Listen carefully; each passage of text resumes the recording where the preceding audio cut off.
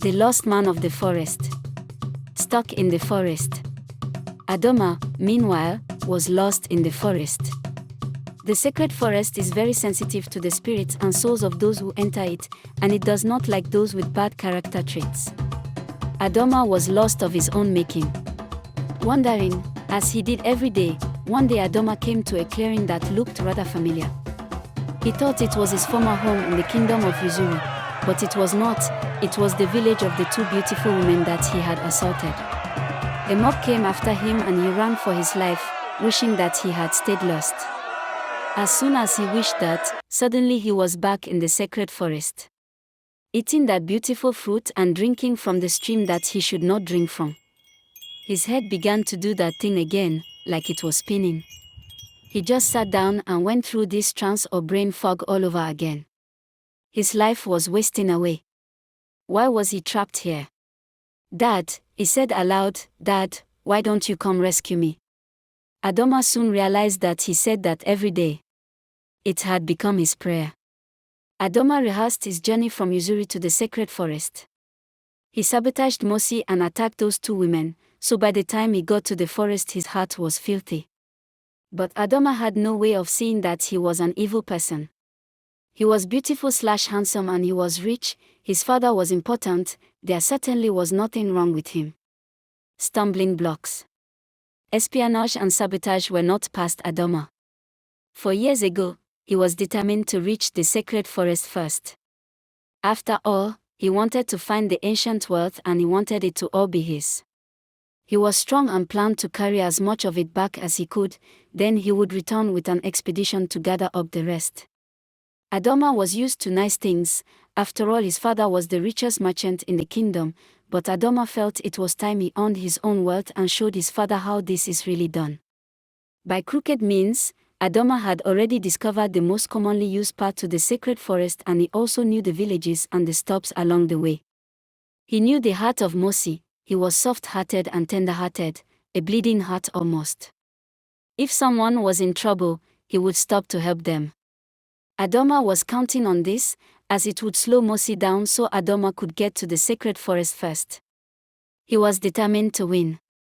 There was an old widow woman who would go to gather firewood daily in the same place. There was a firewood seller close to her home. Adama went to that firewood seller and bought all the firewood that he had for that day, so he ran out. Adama even paid the firewood man extra. He knew that the old woman would have to walk an extra mile or two to buy more wood and then trek back to her home with it. He estimated when Mosi would be coming through, and his calculations were right. Mosi stopped to help the old woman.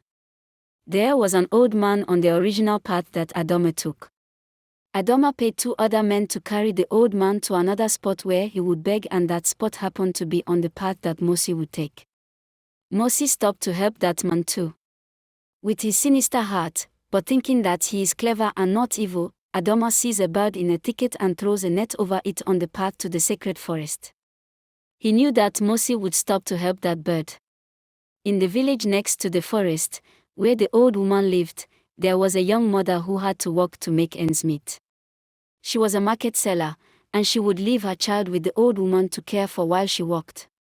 Somehow Adama knew all of that also, and with the extra mile the old woman had to walk, she left the child unattended for longer than expected and the child became very hungry. Adama had approached the young mother at the market and tried some of his smooth talking on her, but she wasn't interested. It did, however, delay her from returning home to get her child. She did not know that the old woman was gone for much longer than usual. Adama didn't see any of this as sabotage, he saw it as strategy. He was determined to get to the forest first, locate the wealth and claim it for himself, and then return home to Uzuri as a hero and get all that gold that the king was offering to the winner of the contest. Espionage and sabotage cost money.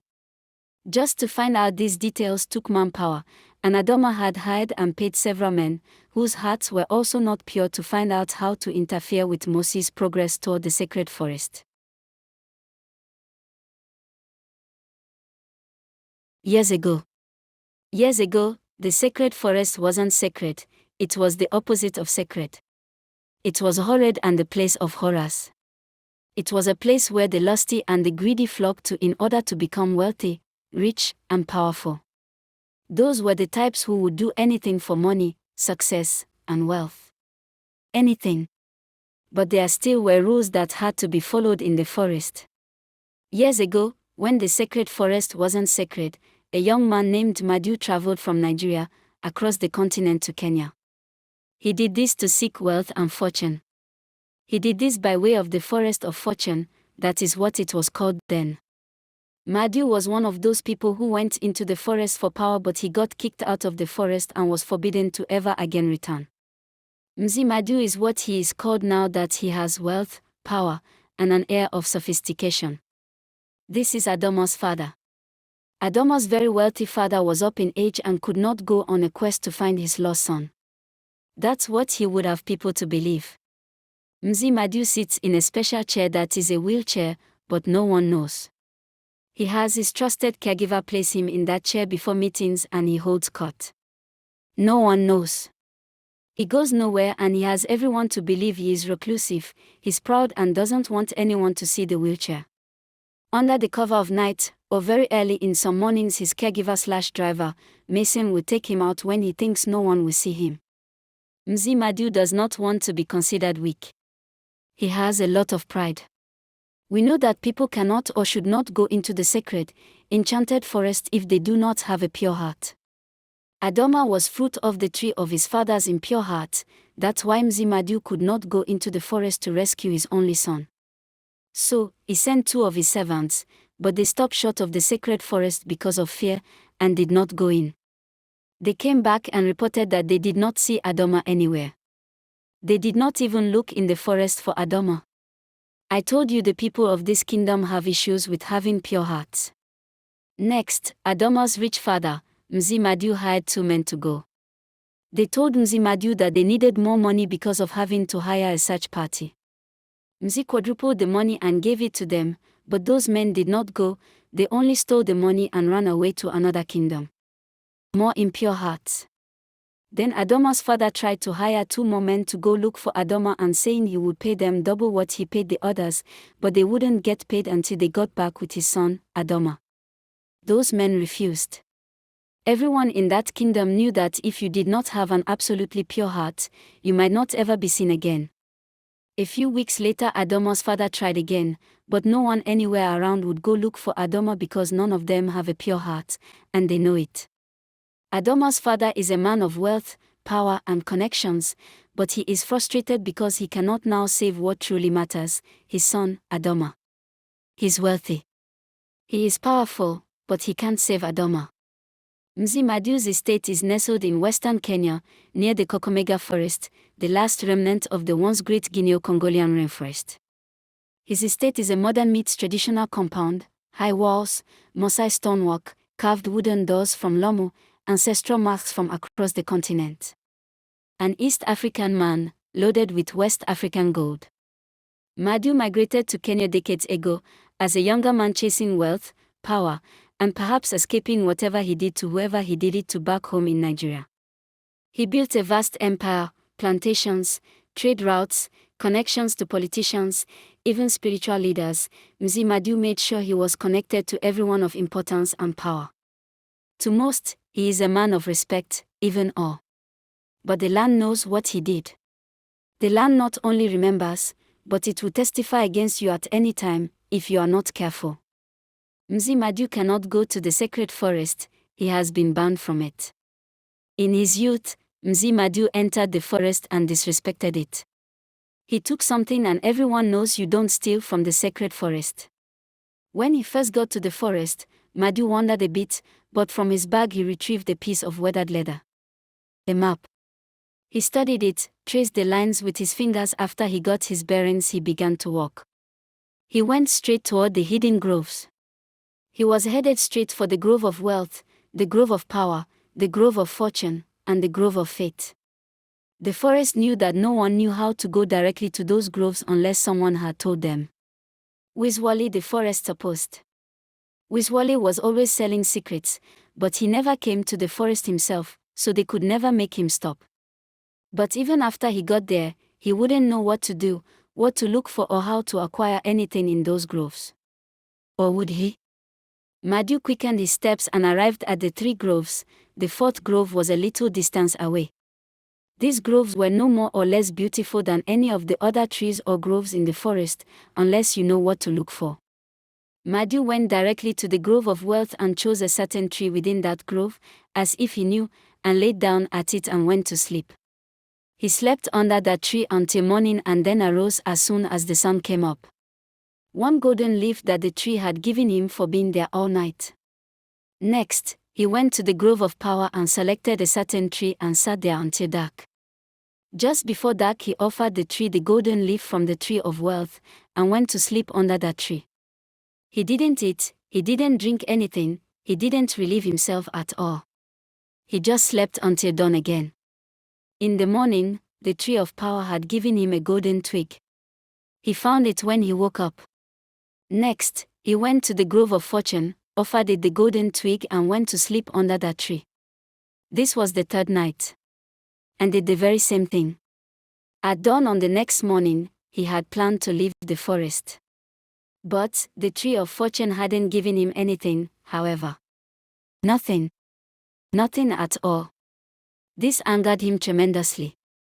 Many who came through the forest had paid Wiswali a lot of money, everything they had, for the map and the information on how to manipulate the forest and the trees and the groves to get everything that they wanted from the forest.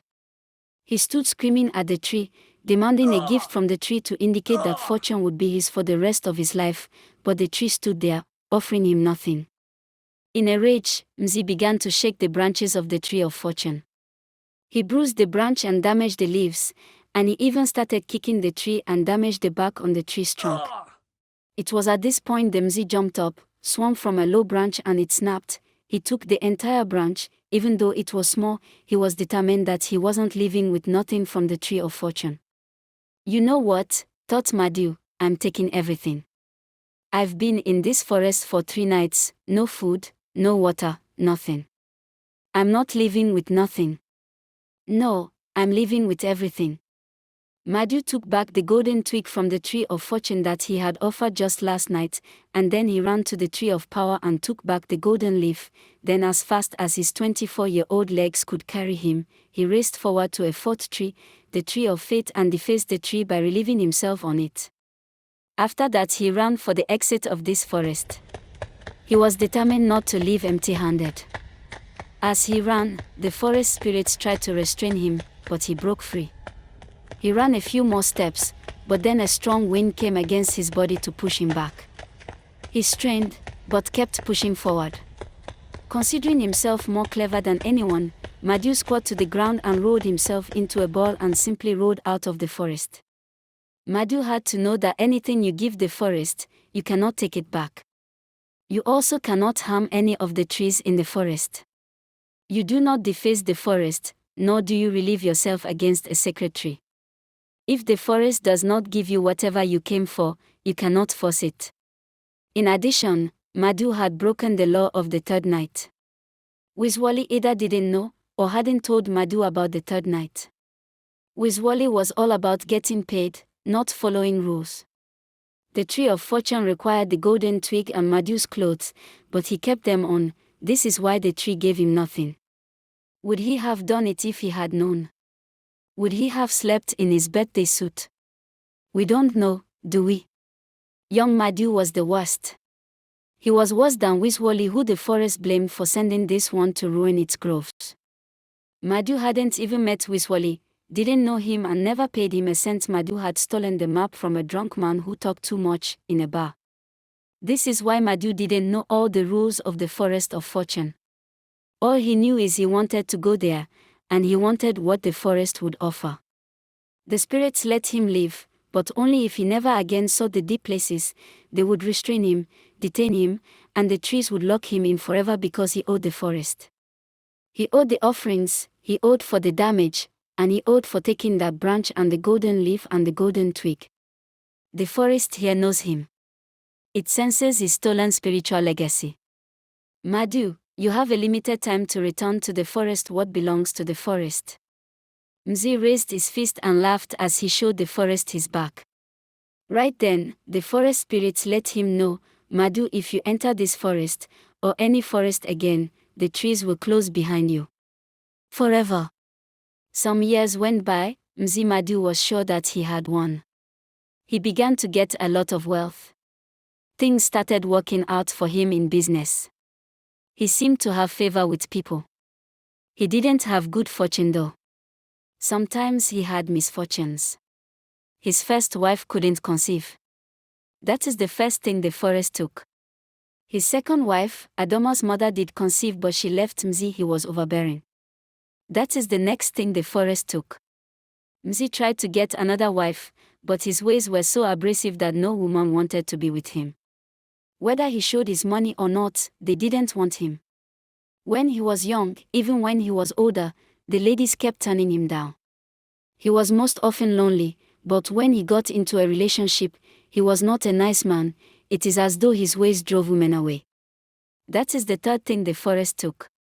Growing up in a big mansion without a woman's touch and no loving environment, Adama became an ungrateful, bitter son who barely spoke to his father. The fourth thing. It was 10 years later. One night, Mzee had a dream where the forest spirit spoke to him saying, "Old man, you want to roll out of the forest with what belongs to us. Then roll you shall." That was the fifth thing the forest took.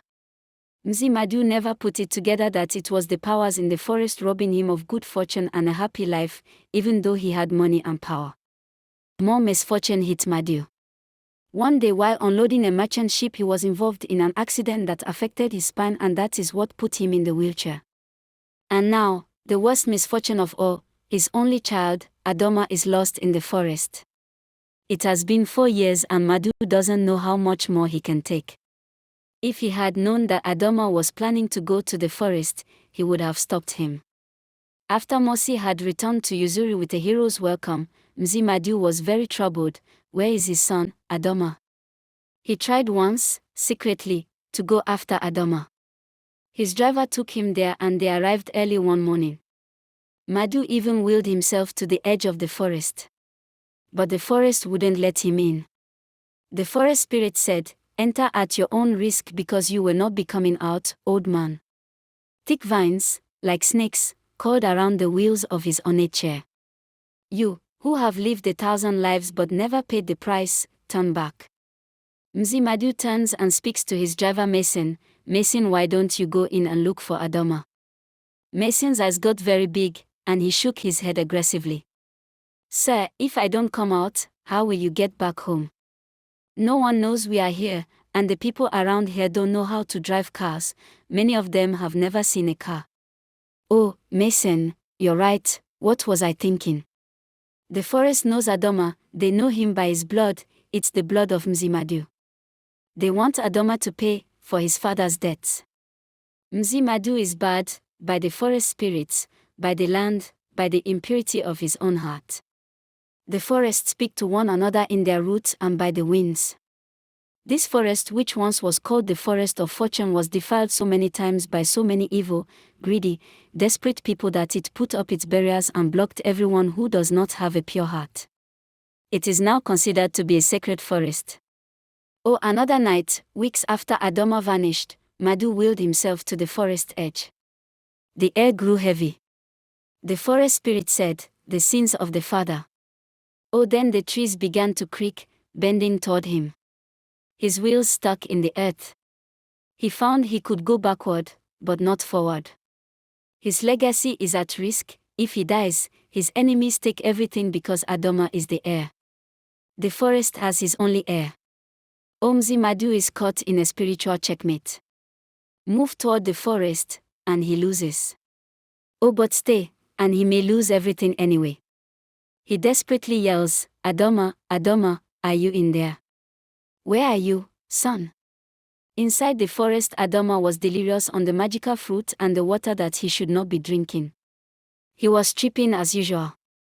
Adama never did learn not to eat that fruit or drink that water. He thought he heard his name being called, he thought he heard his father's voice, but after all this time, why should he believe that? Mason had gotten tired of bringing the grieving Mzee Madu to the forest edge. It was every week, and it was now 4 years. The old man had aged 1,000 years. His legs were no stronger and he cried himself to sleep almost every night. He could find no one to go look for Adama, but then it hit him. Mosi. He would ask Mosi. He would tell Mosi. He would pay Mosi, he would bribe Mosi, he would even beg Mosi, whatever it took. Mosi was about the only man in the kingdom with a pure heart. Why didn't he think of this before? Between you and me, Mzee didn't think of asking Mosi before because Adama and Mosi competed to get the sacred water years ago, and Mzee considered Mosi an enemy. Mosi never considered Adama nor his father an enemy. That is one of the differences in a pure-hearted person and one with an impure heart.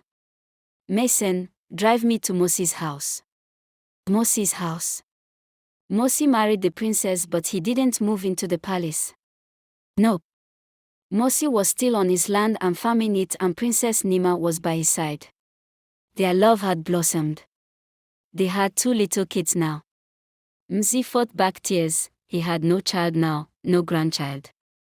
Adama, he lamented in the back seat of his limousine. As they approached Mosi's farm, Mzee pulled himself together.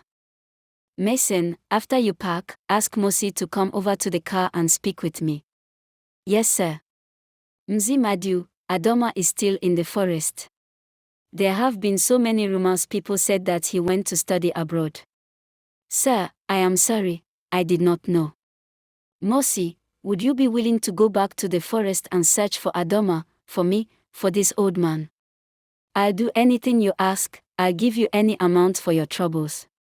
Sir, I have children now, so I know how it would feel if my son were lost. I will go and look for Adama. There is no charge, sir. There is no fee. Mzee couldn't help himself, he broke down and he grabbed Mosi's arm and said thank you, thank you, thank you. You don't have to walk, we can drive you there. Do you need anyone to go with you? No sir, not in particular. I am friends with the forest, we know one another. Mzee hung his head, yeah, the forest knows him too, they are just not friends. He made a choice. Because of the curse of the forest spirits that no one knew about, there was no one to break the curse. Not even Adama realized he was cursed because he kept eating that fruit and drinking the water and not realizing that he was cursed by the forest spirits, even though they told him. It's as though his understanding or memory was broken. To add to that, Adama had wished to stay lost, so he had agreed with the curse, making it double hard to break. Adama stayed lost for years, and by legend, became known as the lost man of the forest. Women and mothers warned their friends and daughters against going near that forest because that lost man of the forest was ruthless and would attack them and take their virtues. Another reason Adama stayed in the forest was to look for the ancient wealth. He never did find that wealth. Mzee believes that Adama had either rejected him or the forest spirits have already killed his son. Mosi directs Mason on where the entrance of the forest is. The entrance? Questioned Mzee. Yes, sir. We must enter the forest at the entrance with respect, it is alive, sir. Mzee mutters under his breath, that's for sure. Mason takes Mzee out of the car and puts him in his ornate wheelchair. Mzee is expecting Mosi to stare at him, but Mosi does not. Mzee is confused, but at that moment his pride is beginning to drop. Mosi gets to the entrance of the forest and stops. He greets the forest. Mzee cannot roll any closer, but he is bewildered by Mosi speaking to the forest. What? He whispers under his breath. Kima hears Mosi's voice and swings wildly to meet him. He jumps on Mosi's shoulder to say, "Hey man, how you doing? Where have you been?" There is a pretty little lady monkey with Kima, looks like he got married too. The 2 monkeys bounced happily onto a tree branch and then into the forest. The beautiful bird that Adama rescued, now there are 2 of them. Everyone has paired up and things are blossoming in the forest. It is beautiful. Hi, my name is Mosi. I was here several years ago to get some water from the sacred well. Thank you very much, that worked out perfectly for our kingdom. I'm here to rescue my friend, Adama. Is he here? Adama heard his name. He really heard it. He ran toward the sound of his name, if that was still his name. No one had called it in so long. And he was beginning to get forgetful. He was wobbly, but he walked toward the entrance of the forest where he had heard his name called. Adama, his dad called out. Adama. Adama couldn't hear his dad, but he heard Mosi calling to him. There was purity and clarity and love in Mosi's voice. Adama could hear it. He made his way to the entrance. He saw Mosi, but looked past him immediately and saw his dad. Dad! Dad! Mzee tried to roll his chair toward the boy, but the vines had looped around the wheelchair legs and he couldn't move. Adama couldn't go past the entrance of the forest, as if there was a force field between him and his father. He couldn't leave the forest. Is this true? He couldn't leave. Dad, I can't get to you. Dad! Dad! Get me out of here.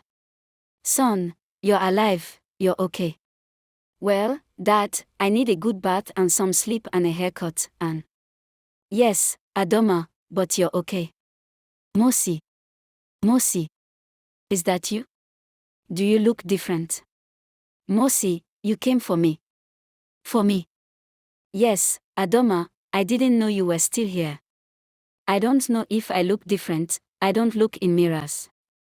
We all thought you'd come back and traveled abroad for studies. Yes, I came here for you. No man, I've been stuck here. Like forever. How long have I been here? No one answered that question, but they had other questions for the forest captive. Why, Adama? What happened? I don't know. Mosi began to speak to the forest again. I'm here for Adama. Did he do anything to offend the forest? The forest answered, yes. Mosi glared at Adama. What did he do? Destruction. He came in here like a madman and chopped down trees and destroyed things. He ate our fruit and drank from the stream without permission. Adama. You didn't. I did. Did you apologize? I didn't know that I had to apologize. Apologize, man. I'm sorry. That was weak, bro. Apologize for real. Spoiled brat Adama never had to apologize a day in his life. I'm sorry. I'm sorry I chopped down trees. I'm sorry I ate your fruit and drank from the stream without permission. Adama stopped. The forest didn't answer. Mosi elbowed Adama. I'm really sorry. Will you please forgive me? Yes, answered the forest spirits. Mzee watched intently and was amazed at what was happening. He then spoke up and said, Forest, I am Mzee Madu. We know who you are, old man.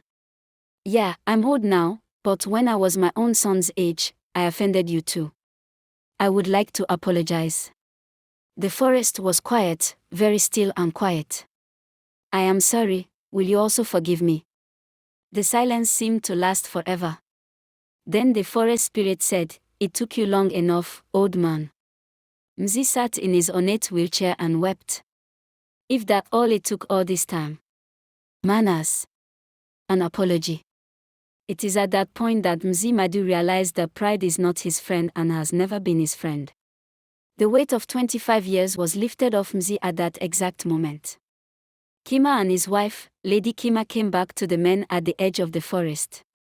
Kima had a small gourd. It was filled with water from the sacred well.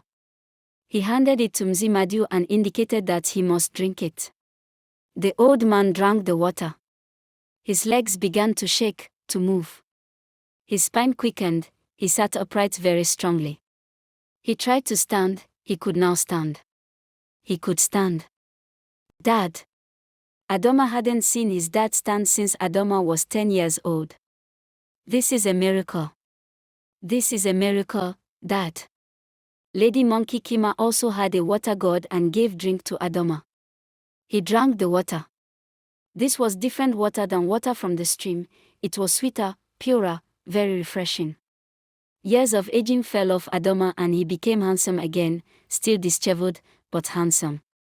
Adama dared take a step toward the edge of the forest. Mzee Madu took his first step with the help of Mason toward his son. Then Mason let go and Mzee Madu and Adama found each other and embraced for the first time in many, many years. Tears were flowing everywhere. Son. Dad. They wept some more and then both turned to Mosi. Thank you, Mosi. Thank you.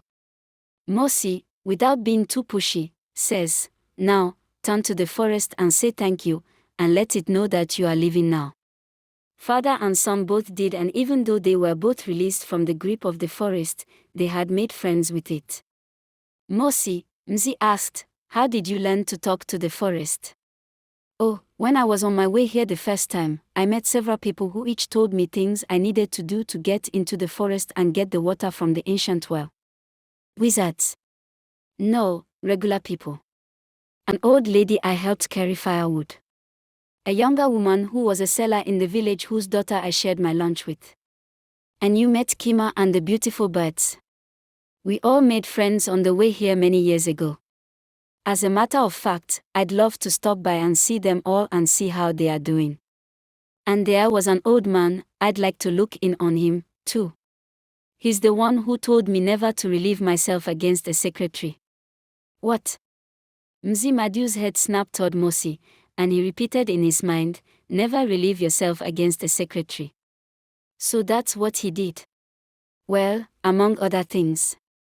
That could be why he had been in that wheelchair for 20 years. Tears began to stream down Mzee's eyes.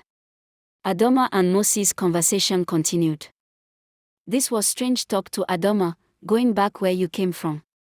Adama had burned so many bridges and had ruined so many relationships. Fruit doesn't fall far from the tree, eh? Wait. It just hit him, Mosi, you got water from the ancient well. Yes, Adama, it's the water we came to the forest to get in the first place. You know, to heal the drought of the kingdom. It's the same water that you and your dad drank already. I drank it too, some years ago, that is why I walk so much better than I used to. Said Adama, it's an ancient well, not wealth. Nobody knew what he was talking about, but Adama was glad he could hear clearly now. He realized that everything is not about money, gold and wealth. He chuckled to himself. Mosi, would it be okay if we drove you back to see your friends another day? I'd like to get Adama home and get him cleaned up and rested up first. Yes sir, that would be best. Another day will be fine. Thank you. Listen, sometimes you can't properly leave a thing or a person until you make peace with it or them. Always leave things and people better than you found them. Always be on your best manners. Be the best you can be always, and always expect the best from others. That day both Adama and his father, Mzee Madu, found the true wealth. Don't let ugly ways erase the steps of where you came from, because if you visit again, your friends will be glad to see you. A wellspring of life and love and healing is wealth. Everyone is not your enemy. The person you think is your enemy may end up being the best friend you ever had. For more tales of power, betrayal, and redemption, read other books by Nia Zola and also tune into her channel on YouTube, Africa Untold Tales.